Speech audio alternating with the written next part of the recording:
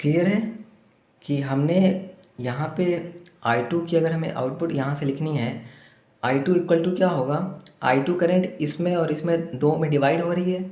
Okay, तो I2 equal to क्या होगा, H22V2, मतलब H22V2 प्लस इसमें जो करंट कौन सी है, H21I1।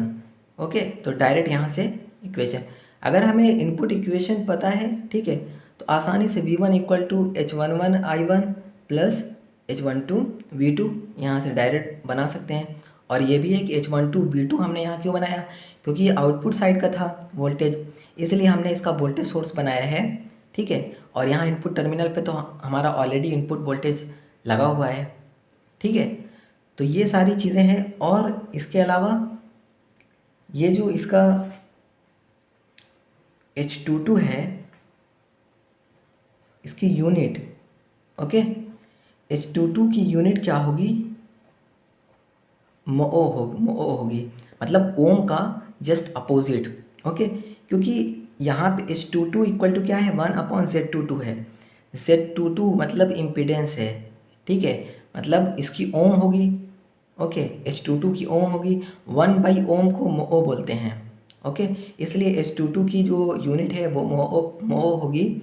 ओके, तो ये चीज़ें एक ध्यान रखनी है, क्योंकि कई बार क्या है कि क्वेश्चंस जो है डायरेक्ट पूछ देता है कि H22 की यूनिट क्या होगी। ESC में ये क्वेश्चन पूछा हुआ है, H22 की यूनिट क्या होगी। अभी क्या है, इक्वेशंस हम डायरेक्ट ये सब करके फाइंड करेंगे, लेकिन ये याद रखना है डायरेक्ट, और बाकी सारी वैल्यू सेम होंगी। ओके, सिर्फ इसकी वैल्यू को ध्यान में रखना है कि H22 की जो यूनिट है वो मोओ होगी। क्लियर है। तो एच पैरामीटर में बेसिकली हमें सिर्फ एच पैरामीटर हो, ठीक है, T parameter, G parameter, H Y Z हो, वाई हो, कोई भी हो, सिर्फ उसमें हमें इसका फंक्शन याद रखना है। फंक्शन या सिर्फ फंक्शन याद रहेगा, उसके बाद अपने आप पता चलेगा कि कौन सा डिपेंडेंट है, कौन सा इंडिपेंडेंट है। उसके बाद V1 इक्वल टू H11I1, ठीक है, H12V2, डायरेक्ट इनपुट आउटपुट की इक्वेशन लिख सकते हैं। इनपुट आउटपुट की अगर हमें इक्वेशन पता है तो डायरेक्ट क्या करेंगे, जो पैरामीटर फाइंड करना है उसके हिसाब से एच पैरामीटर में ओपन शॉर्ट दोनों करेंगे। ओके, जैसे H11 फाइंड करना है तो V2 0 करना पड़ेगा, मतलब शॉर्ट करना पड़ेगा। इसी तरीके से अगर हमें H12 फाइंड करना है तो I1 को 0 करना पड़ेगा। I1 0 का मतलब क्या है, ओपन सर्किट करना पड़ेगा। ओके, तो एच पैरामीटर में ओपन सर्किट भी करना पड़ेगा और शॉर्ट सर्किट भी करना पड़ेगा। डिपेंड करता है कि आपको एच पैरामीटर में कौन सा पैरामीटर चाहिए, H11 चाहिए, H21 चाहिए, H12 या H22 चाहिए। ओके, H11 चाहिए तो हम शॉर्ट करेंगे, H21 चाहिए तब भी हम शॉर्ट करेंगे। ओके, मतलब कि अगर हमें ये पैरामीटर चाहिए तो हम क्या करेंगे, शॉर्ट करेंगे।